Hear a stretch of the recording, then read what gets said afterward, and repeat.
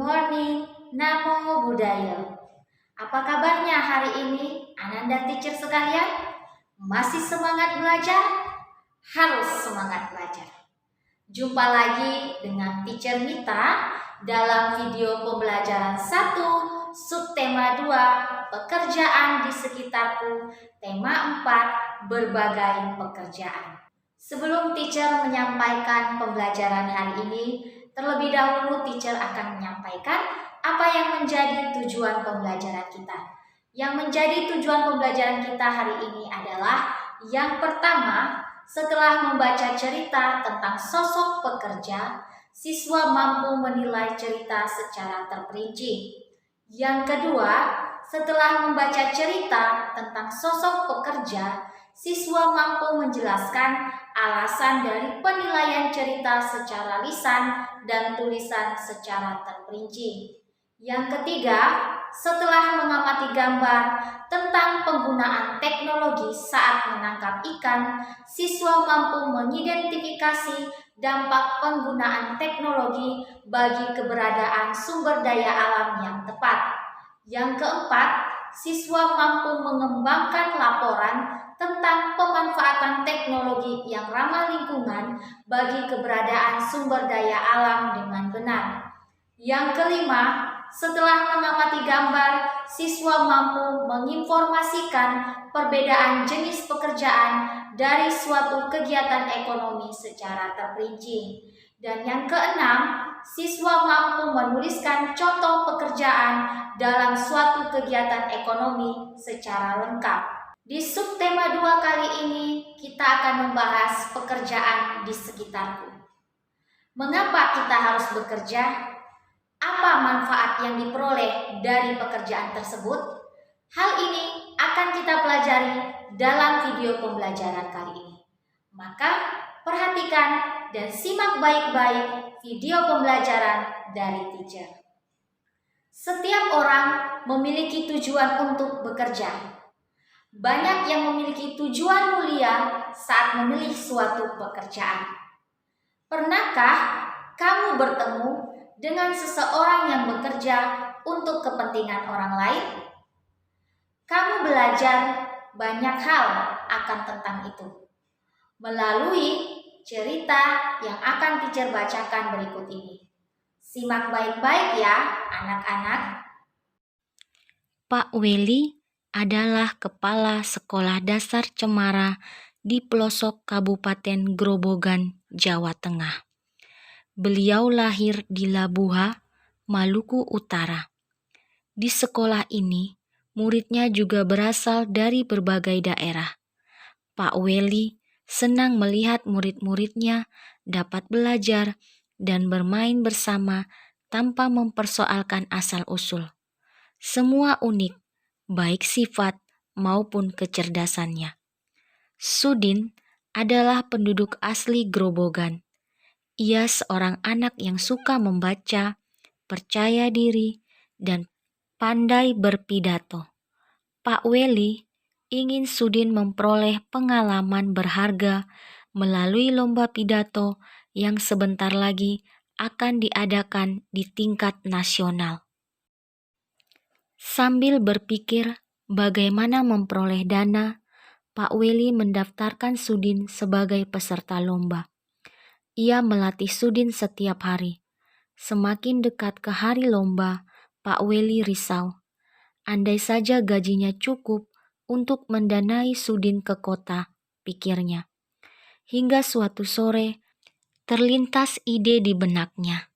Dipandangnya kebun pisang di belakang sekolah. Hampir semua pohon sudah berbuah dan siap panen. Esok paginya, ia mengumpulkan guru, penjaga sekolah, serta murid kelas 4, 5, dan 6. Mereka bergotong royong memanen pisang. Kemudian pada hari Senin pagi, ia mengundang pejabat setempat untuk hadir pada upacara bendera.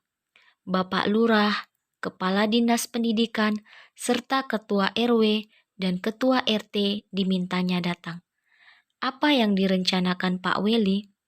Rupanya, Pak Weli ingin menyelenggarakan lelang pisang di sekolah. murid kelas 4, 5, dan 6 sudah dilatihnya untuk menjadi petugas lelang. Siapa calon pembelinya? Para bapak dan ibu pejabat daerah yang diundangnya. Sebelum lelang dimulai, ia sampaikan bahwa dana hasil lelang akan digunakan untuk mengirim Sudin mengikuti lomba pidato di kota. Para pejabat kagum dan terharu menyaksikan usaha Pak Weli, sang kepala sekolah dari timur negeri. Tekad serta usaha mendukung kemajuan muridnya sungguh menyentuh hati. Dalam sekejap, pisang habis dilelang. Dana yang terkumpul lebih dari cukup untuk memberangkatkan Sudin. Didampingi Pak Seto, guru kelasnya, Sudin pun berangkat ke kota. Sudin berhasil mempersembahkan piala juara pertama lomba pidato untuk sekolahnya.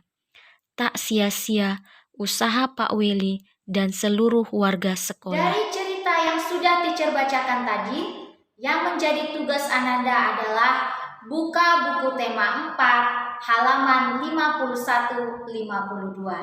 Kerjakan di kertas double folio. Kita masuk pada pembelajaran selanjutnya. Unsur-unsur intrinsik dalam sebuah cerita ada 6, yaitu yang pertama, tema, yang kedua, alur, yang ketiga, latar, yang keempat, tokoh dan penokohan, yang kelima, amanat, dan yang keenam, sudut pandang. Kita akan memperdalam pembahasan tentang unsur intrinsik ini pada video pembelajaran berikutnya.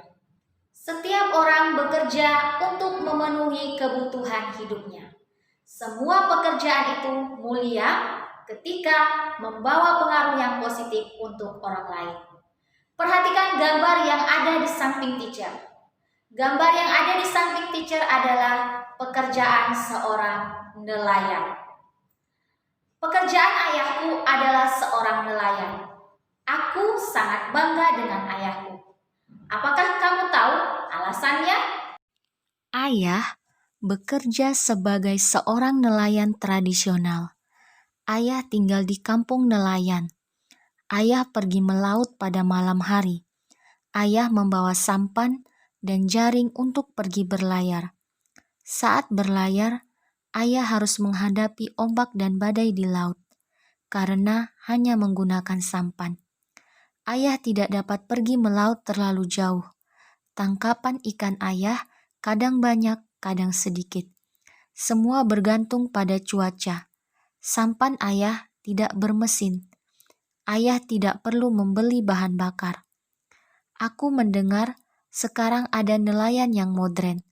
Kapalnya lebih besar dan menggunakan bantuan mesin sehingga tidak mudah tergoncang ombak. Kapal ini menggunakan mesin sehingga memerlukan bahan bakar. Banyak pemilik kapal tidak memedulikan penggunaan bahan bakar. Ada yang boros sehingga mencemari lingkungan perairan. Mereka bisa berlayar ke laut lepas sehingga tangkapan ikannya banyak. Alat penangkap ikan mereka berupa jaring dan juga radar yang bisa mendeteksi kumpulan ikan. Bahkan ada yang menggunakan bom. Perbedaan nelayan tradisional dan nelayan modern. Sebelumnya, teacher akan menjelaskan terlebih dahulu. Nelayan adalah pekerjaan menangkap ikan. Pada umumnya, orang yang berprofesi sebagai nelayan hidup di sekitar pesisir pantai. Karena di sekitar pantai banyak sumber daya alam yaitu ikan. Pertama, perbedaan nelayan tradisional dan nelayan modern. Alat yang digunakan oleh nelayan tradisional masih sederhana dan tradisional dan umumnya ramah lingkungan. Sedangkan alat yang digunakan oleh nelayan modern lebih canggih. Kemudian, pada nelayan tradisional menggunakan kapal tradisional, sedangkan nelayan modern menggunakan kapal besar yang lengkap dengan radar untuk mengetahui posisi ikan. Dan masih banyak lagi perbedaan antara nelayan tradisional dan nelayan modern. Persamaannya adalah baik nelayan tradisional maupun nelayan modern sama-sama menangkap ikan. Banyak alat dan media yang digunakan nelayan untuk menangkap ikan. Salah satunya adalah pukat harimau. Pukat harimau adalah jaring yang sangat besar yang dapat menjaring semua makhluk hidup di laut, baik itu ikan-ikan kecil maupun ikan-ikan besar. Penggunaan pukat harimau ini dilarang karena ikan-ikan kecil ikut tertangkap sehingga ikan tersebut tidak mempunyai waktu untuk bertambah besar, berkembang biak, melestarikan jenisnya. Perhatikan gambar yang ada di samping teacher. Gambar yang ada di samping teacher ada dua. Yang pertama, bom ikan, dan yang kedua, pukat harimau yang sudah teacher jelaskan tadi. Bom ikan adalah peledak untuk menangkap ikan. Cara ini menyebabkan hancurnya terumbu karang dan habitat ikan. Apakah Ananda sekalian setuju dengan cara nelayan menangkap ikan menggunakan bom ikan dan pukat harimau? Tentunya tidak setuju, bukan? Mengapa? Karena jika nelayan menggunakan bom ikan, maka akan banyak ikan yang mati. Ikan-ikan kecil, ikan-ikan besar, dan juga terumbu karang. Jika terumbu karang sudah rusak, maka habitat ikan juga akan rusak dan akan terjadi penurunan produksi ikan. Begitu juga dengan pukat harimau. Jadi kesimpulannya, bom ikan dan pukat harimau sangat dilarang keras digunakan oleh nelayan untuk menangkap ikan. Nelayan adalah salah satu pekerjaan yang menangkap ikan atau menghasilkan ikan, sehingga ikan-ikan tersebut dapat dijual dan dipasarkan sehingga kita semua bisa mengkonsumsi ikan tersebut. Jenis-jenis pekerjaan dan kegiatan ekonomi yang terlibat untuk memproduksi suatu barang. Yang pertama, ada pekerjaan yang menghasilkan pakaian. Yang kedua, menghasilkan nasi. Yang ketiga, menghasilkan mebel. Yang keempat, menghasilkan ikan. Yang kelima, menghasilkan batik. Dan masih banyak lagi.